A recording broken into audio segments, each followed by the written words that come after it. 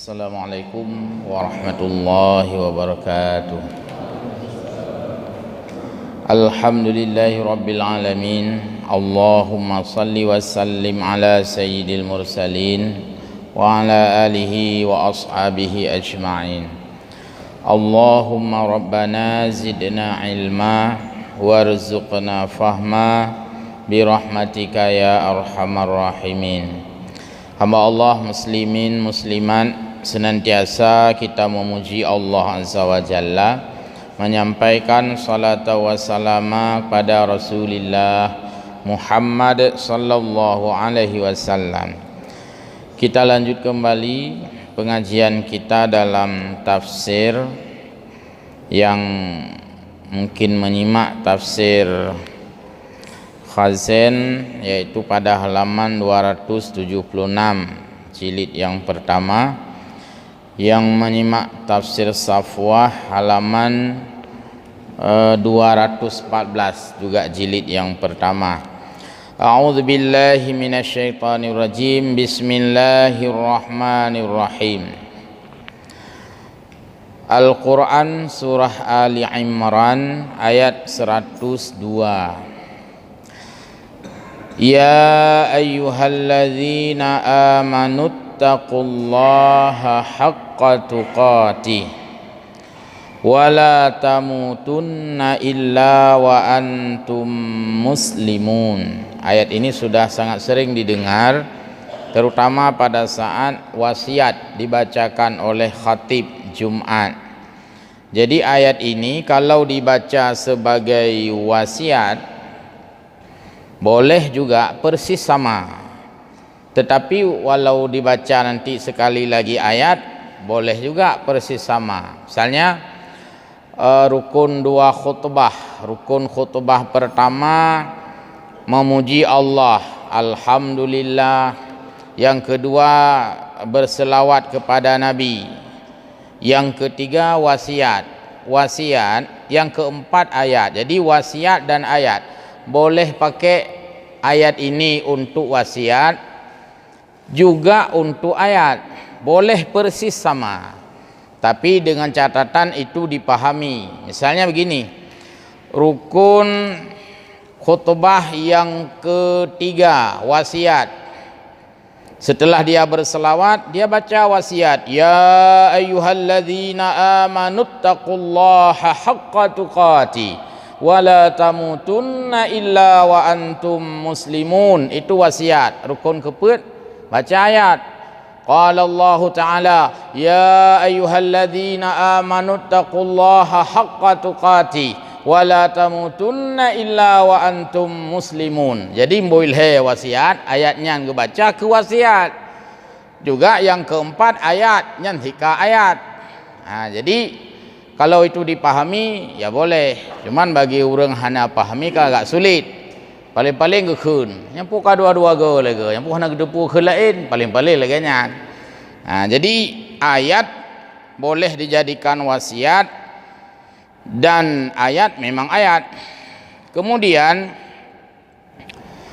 kalau ayat ini diwakaf, saya benarkan dulu cara baca karena masih banyak yang belum memahami kaidah tilawah bacaan.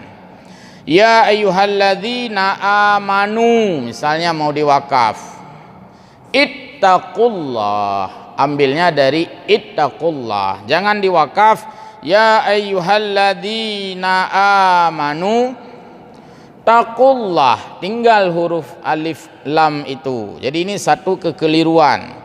Boleh diwakaf ya ayyuhalladzina amanu ittaqullaha haqqa tuqatih, dan dibaca mesti benar, dan jangan pernah double satu huruf pun.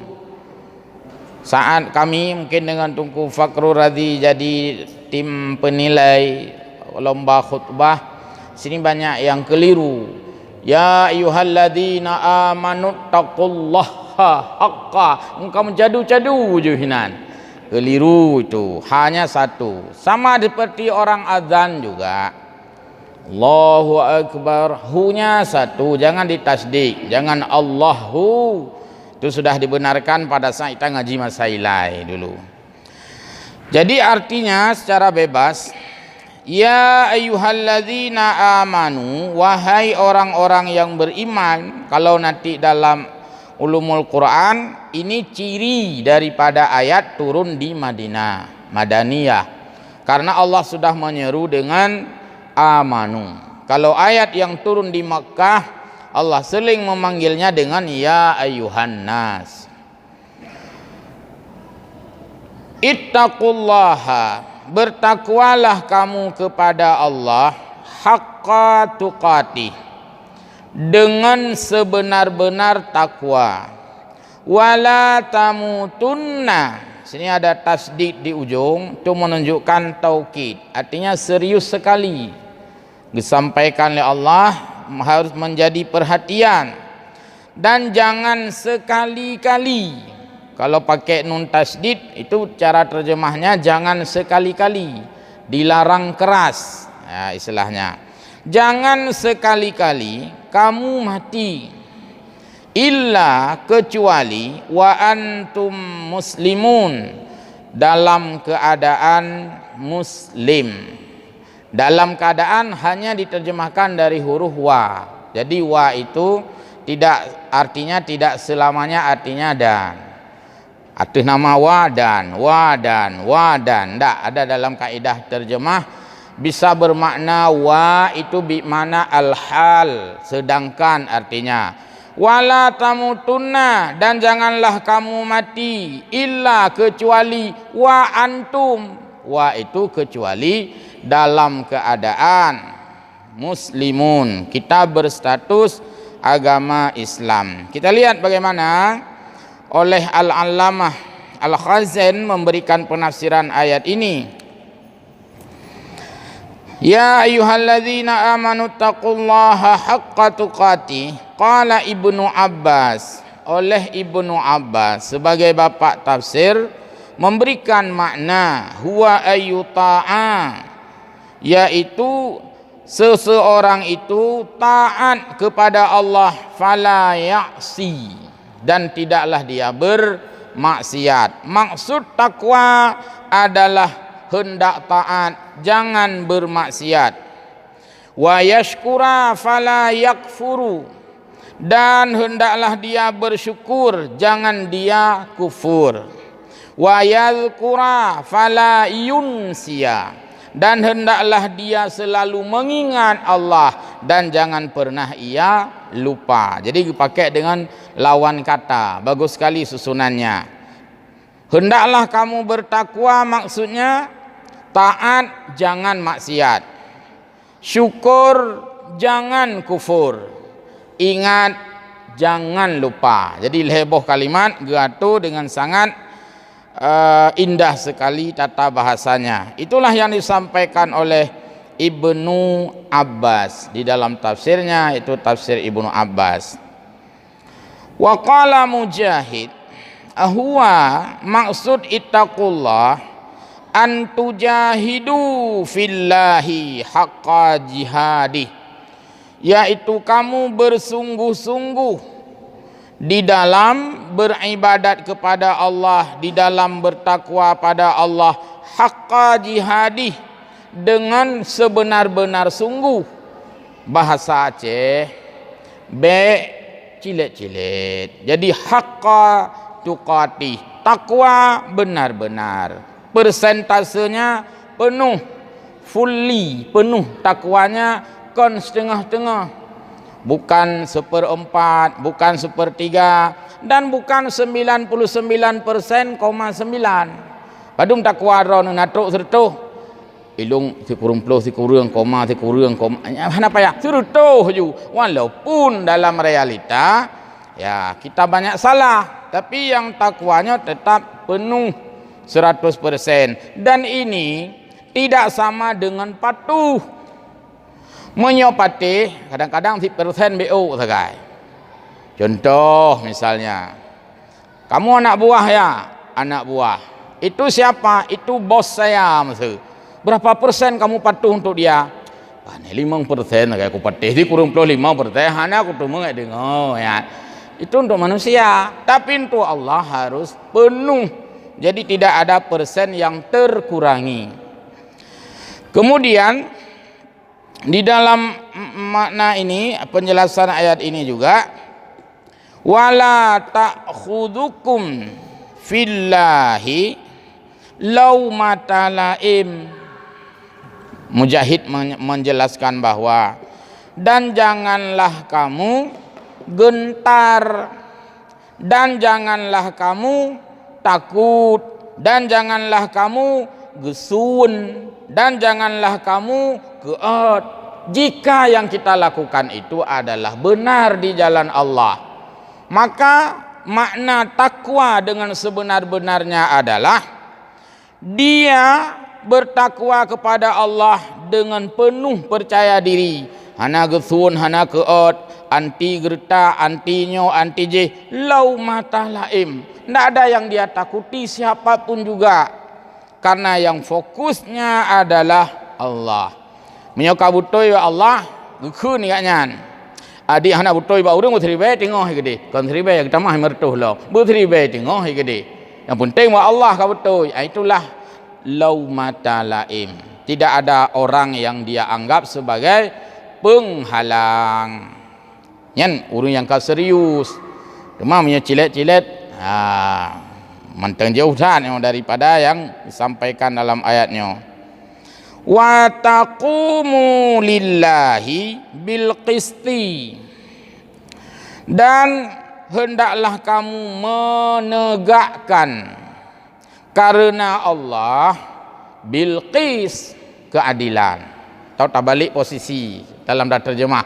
Hendaklah kamu menegakkan keadilan karena Allah, walau ala anfusikum, walaupun keadilan itu untuk dirimu. Maksud tanya hakim, misal wate tak adili gap kan beradil. Maksud tanya sebagai pelaku beradil, hakim dra tu beradil. Jadi berbuat baik itu walaupun untuk diri kita, dan menghukum itu juga walaupun terhadap diri kita. Maka menegakkan keadilan dengan adil itu bukan hanya untuk orang, tapi juga terhadap diri kita sendiri. Sama seperti nasihat, menasehati orang juga harus sehat. Waten tanasehati drawate sehat zid, atau orang lain menasehati kita harus sehat zid. Tak dengar itanya ke menyogok salah, senang kita nasihati. Pas salah katanya itu tegur, baik kayak tolong, baik kayak tolong ikah. Anak katuri pada bijai, yang mana ada aku itu. Katu hada ngadun. Padahal mestinya kita juga ya perlu dinasihati. Maka ada hadis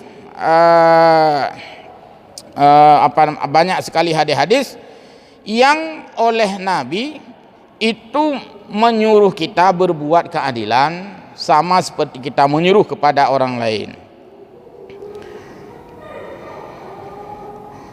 Saya lihat lagi, walau ala anfusikum, dan juga harus adil terhadap dirimu.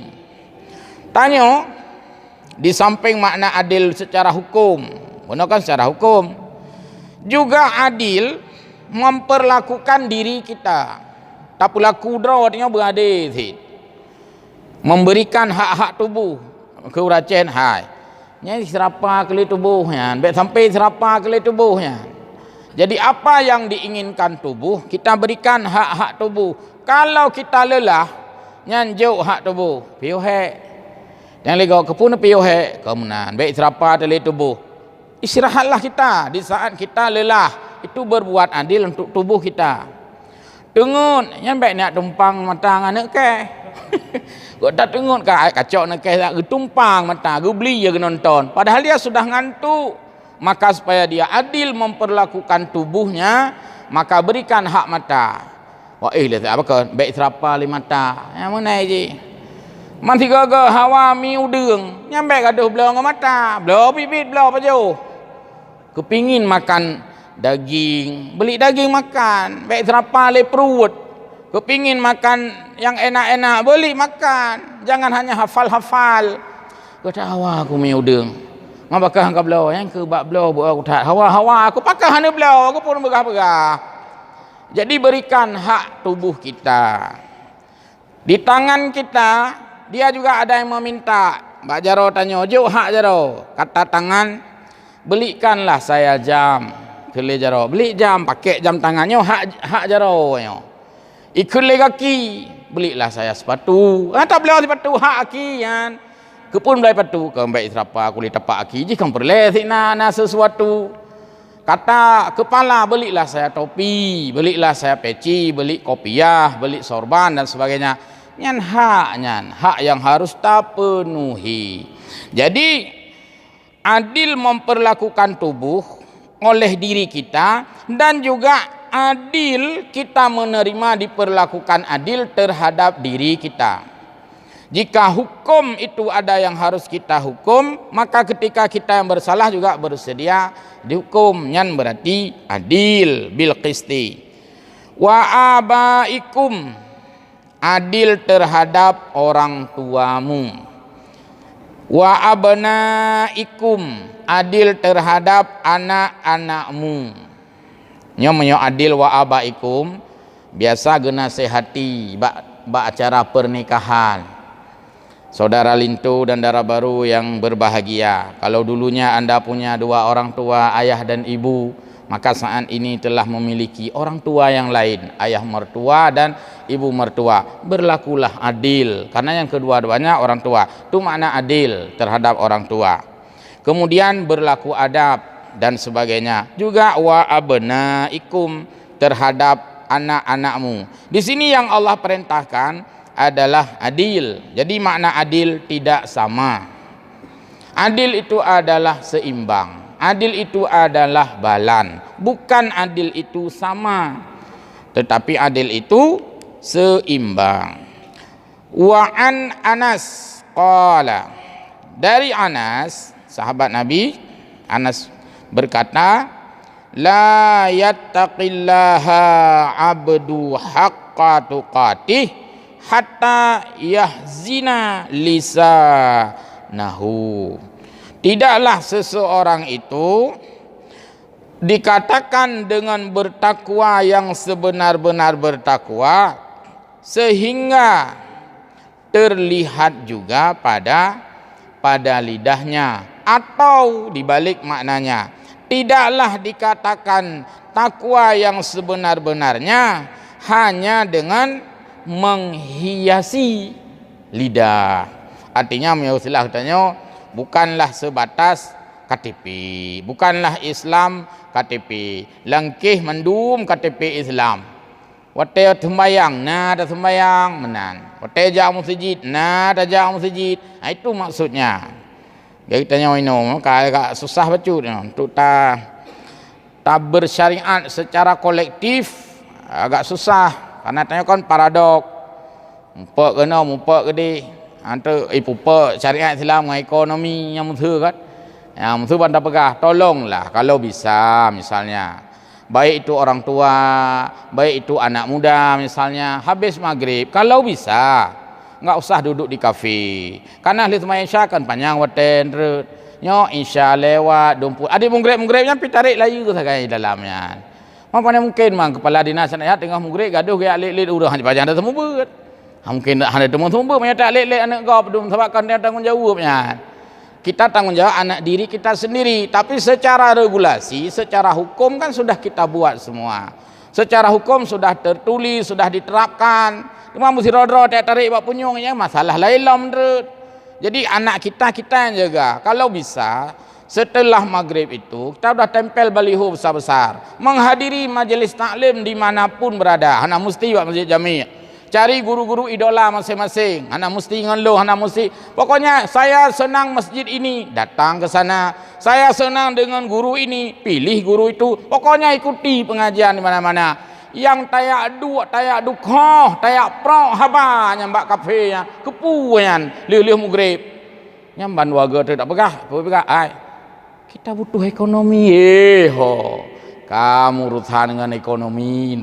Jadi banyak sekali tantangan dan rintangan, kecuali sebuah kesadaran yang hadir di dalam perorangan, di dalam privasi orang.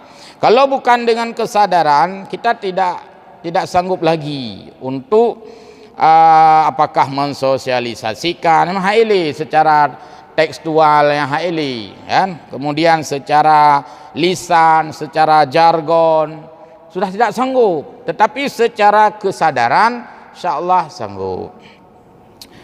Waqila haqqa tuqati, takwa yang sebenar-benarnya itu yakni wajibu takwa, ya, yaitu wajib bertakwa, bukan sukarela. Takwa ini bukan sukarela, tapi adalah sebuah kemestian, sebuah kewajiban.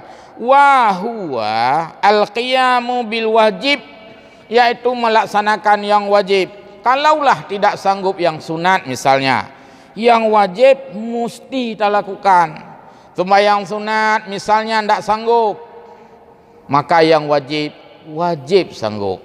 Karena itu kan yang sukarelanya banyak tidak open, tidak peduli. Padahal ibadah wajib itu kan dapat pahala pokok, ibadah sunat dapat pahala tunjangan. Cuma karena orang tidak mengkonversikan dengan penghasilan. Mio gaji pokok, semua orang tahu itu gaji pokok, tapi orang mandum dia tanya, "Ida nak save gaji pokok?" "Oh, save, pandai save gaji pokok. Muka sia mak megang hanglah." Yang pegah. Kiban sip, benar tunjangan lain. Semua orang yang punya gaji pokok itu bahkan jauh lebih berharap ada gaji-gaji kompensasi plus. Ada tunjangan sana, tunjangan sini, rata lungki ya itu mongpeng. Hansep-sep lah, merata lungki ya. Apakah dengan fahala kita akan mengatakan ilung kaji fahala pokok untuk jadi harus konversi dengan gaji. Sebagaimana orang merasa tidak cukup dengan gaji pokok, mestinya kita jauh tidak cukup hanya dengan ibadah pokok. Yang lego hai pun minta peng lam kana lego gaji pu saud jan the gaji mu ke utang hanglah mu ke pulsa hanse mu ke minyak Honda hanse menang kira-kira. Ulam yang dua boh markas, kemudian le, dua boh kompi, maksud kan, agak repot mencut. Jadi carilah dia rata lungki supaya income pendapatannya itu bertambah. Jadi kita harus membandingkan dengan kegigihan mencari peng tameng dengan fahala tameng. Jadi payah minta fahala tameng rata lungki. Nya pokoknya itu nama fahala tameng. Payah mita, rata lungki payah mita, siang malam di mana-mana dengan hablum minallah dan hablum minan nas itu. Nyan kabih le sabuh alinia yang ditafsirkan oleh Imam Khazin di dalam tafsirnya. Saya sedikit membandingkan, membaca ada yang ditulis oleh Syekh Ali As-Sabuni dalam tafsir yang sedikit moderat ya, dengan bahasa yang sangat mudah. Makna ya ayyuhalladzina amanu taqullaha haqqa tuqati, hai orang-orang yang beriman bertakwalah dengan sebenar-benar takwa menurut As-Sabuni, yaitu ittaqullaha taqwa haqqatin au haqqa tuqah. Jadi terjemah gebuh makna takwa haqqah atau haqqa takwa kembali. Maksudnya disebut dengan takwa yang sebenar-benarnya adalah takwa haqqah, takwa sebenar-benarnya atau sebenar-benar takwa. Jadinya dibalik. Takwa yang sebenar-benarnya bisa dibalik menjadi sebenar-benar takwa. Karena ada bahasa yang ketika dibalik punya arti yang sama. Yang baik nu balik bak sembarangan. Manoi paju padi, padi paju manoi. Ya hanje. Han sama arti.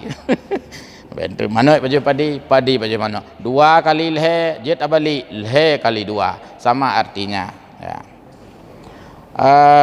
Mungkin nah diskusi ya.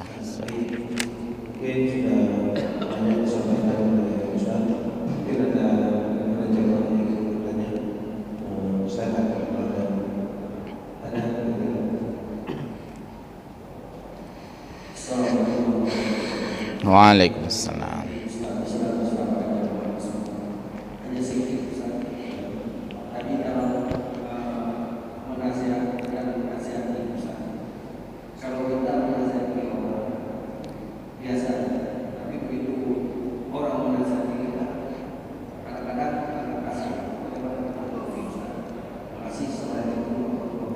Waalaikumsalam. Jadi pekerjaan yang paling enak sebenarnya makan susah dilakukan. Kita dinasihati orang, yang paling mangat sebenarnya, karena kan hana payah bayu. Prian, inasehat legop hana payah bayu dan diam-diam. Kita baik karena banyak ditegur orang. Cuman handa gejek pegah Pak Gop. Maka orang-orang yang banyak mendapatkan kritikan itu dia selalu berusaha supaya jangan sampai dikritik. Supaya baik kritik, maka agaknya gemita cara iban caranya ku pegat baik kritik legop. Jadi kepegatlah yang terbaik. Walaupun kadang-kadang orang menganggap dia yang selalu salah. Maka mengkritik itu tapi dengan konstruktif, kritik yang membangun istilahnya. Itu kita sudah mendapatkan sesuatu yang gratis. Maka siapapun kita lihat ya sekarang manajerial, mungkin bapak-bapak lebih paham tentang ilmu manajerial, manajer kepemimpinan. Ada perusahaan-perusahaan, kenapa pelayanannya sangat baik? Karena selalu dia mengharapkan kritikan. Bahkan tulis loh kotak saran, tulisnya. Padahal nam so tatjot na kertas na pena sistem manual. Kotak saran, mena saran dah tulis jalan, dah lipat, detik kena maka drop dah. Bahkan ni galak ina. Mitu so dan so tulisnya. Dah tulis kotak saran. Ada tulis nama se, tolong bisa sedikit bersikap santun, bersikap ramah. Tolong kantor ini sedikit bersih, jangan mukul lutu misalnya. Dah tulis tanya, baca tengah.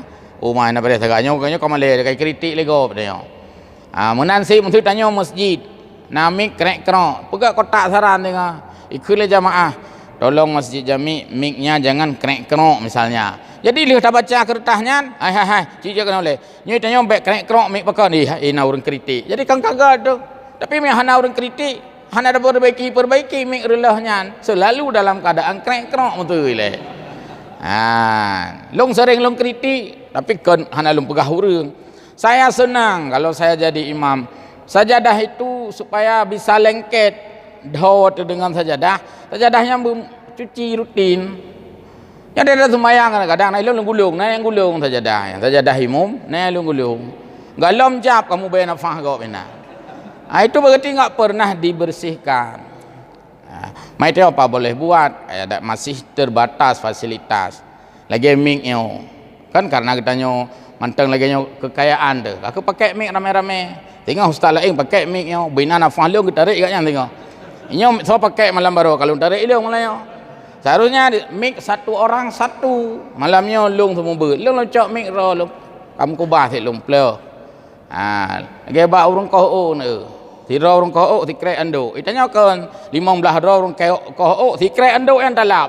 Kurap katanya abeh bak kurap bak gop. Kurap gop abeh bak katanya. Apa boleh buat, kita masih begini kemampuan ya. Baik, kalau tidak saya baca lagi, masih ada penjelasan.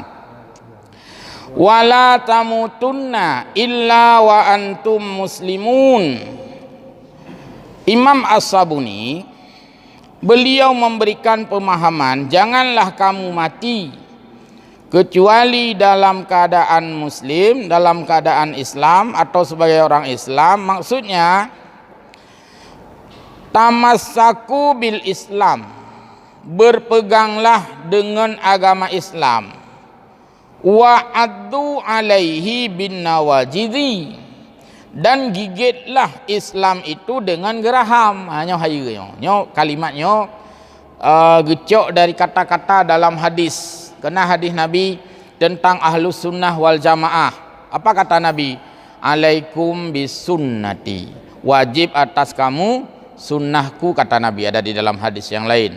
Wa alaikum bisunnati khulafair rasyidin al mahdiyyin, kamu juga wajib mengikuti sahabatku yaitu khulafaur rasyidin yang 4 itu, Abu Bakar, Umar, Utsman dan Ali. Setelah itu Nabi mengatakan wa addu 'alaiha bin nawajidhi, dan gigitlah dengan gehermu. Nah, ada terjemah.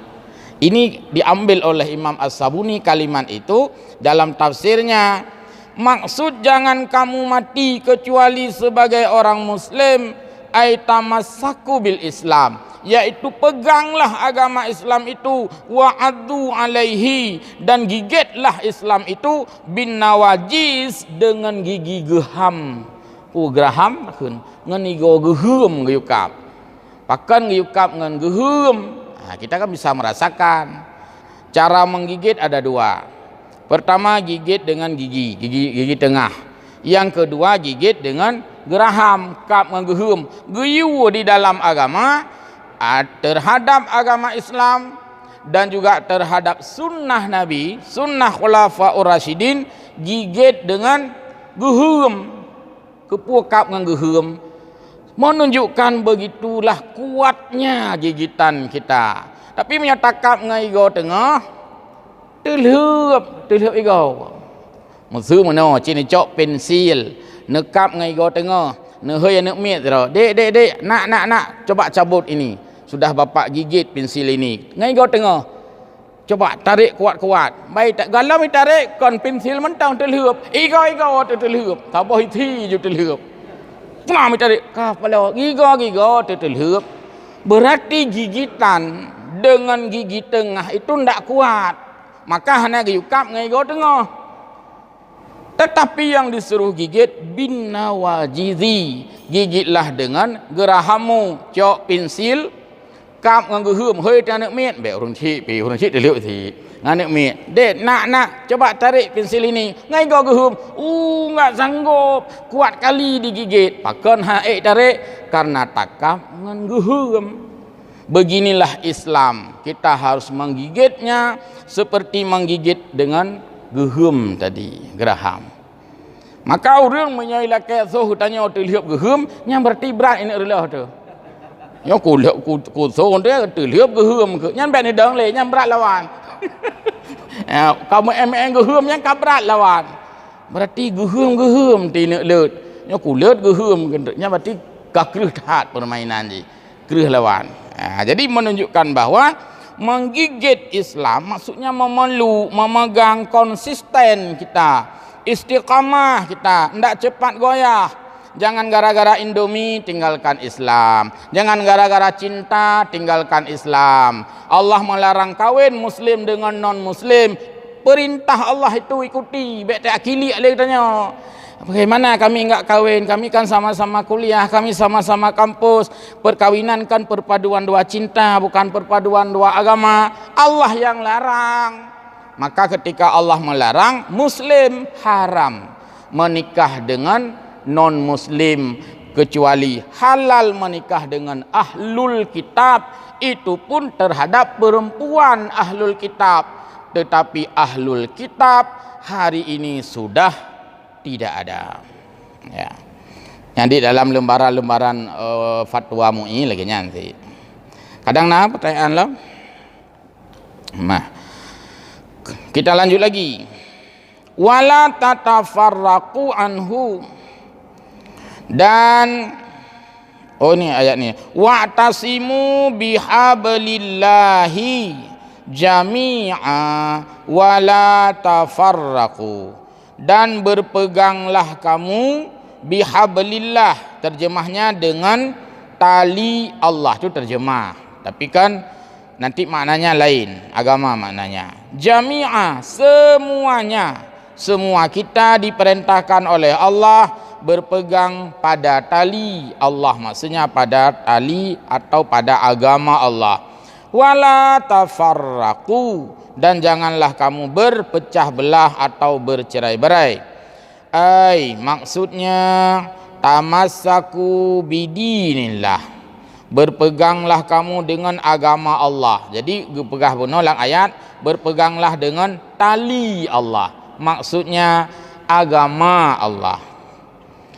Wa kitabahu, wa kitabihi, dan berpeganglah kamu dengan kitab Allah. dengan Al-Quran.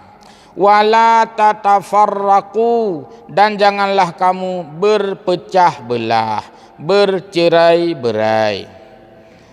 Nah, napa patah jam kan? Bersatu teguh, bercerai runtuh. Bersatu teguh, bercerai ikut le duda, kawin lain.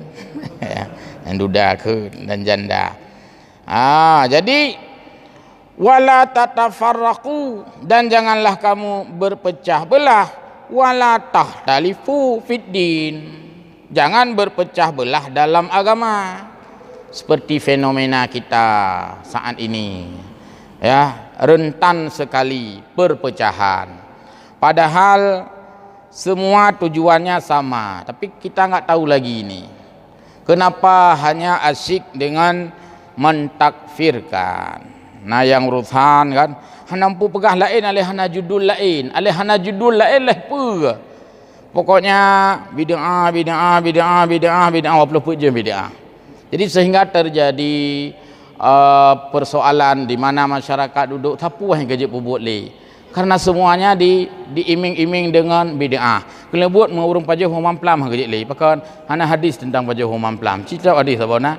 Kejik le nek minah kampung boh limeng hanjik le gade. Apakah hana hadis tentang ade boh limeng. Hana memang itanya hawa terlincah mupli anda kejik pejuh le. Hana hadis tentang perintah pejuh pli. Mana kira-kira? Jadi ini kan biang-biang perpecahan. Kenapa tidak? Ya menghormati sajalah. Menurut kita begini, menurut orang lain begitu. Jadi long hana tak selera sih menghabiskan energi dalam hal-hal yang ya 20 je mencari perpecahan. Padahal kita ada Al-Quran, ada hadis, ada syarahnya, kan ada penjelasannya. Ada penjelasannya. Tapi penjelasan kita abaikan kadang-kadang. Hantatung penjelasan ulama. Galak ada putra penjelasan rot yang amburador barangkali kita. Ulama sudah menulis sekian hanam tetuk pegah le ka referensi, tinggal kita baca, kita hayati, kan mereka yakinlah han carang tanya enggaknya, yakin saja itu lebih paham para ulama karena mereka hidup dengan dekat dengan pada masa Rasul. Nah itu ada hadis. Nak pertanyaan sebelum tak akhiri. Baik, nampaknya sudah menjelang waktu salat Isya. Kira-kira demikian pengajian, mudah-mudahan ada manfaat. Kalau ada kekurangan, insya-Allah kita mohon guru-guru kita yang mungkin menyimak dalam video ini bisa meluruskan, ya, bisa membenarkan dan bisa mengklarifikasikan. Dan terhadap kekurangan saya mohon maaf. Wassalamualaikum warahmatullahi wabarakatuh.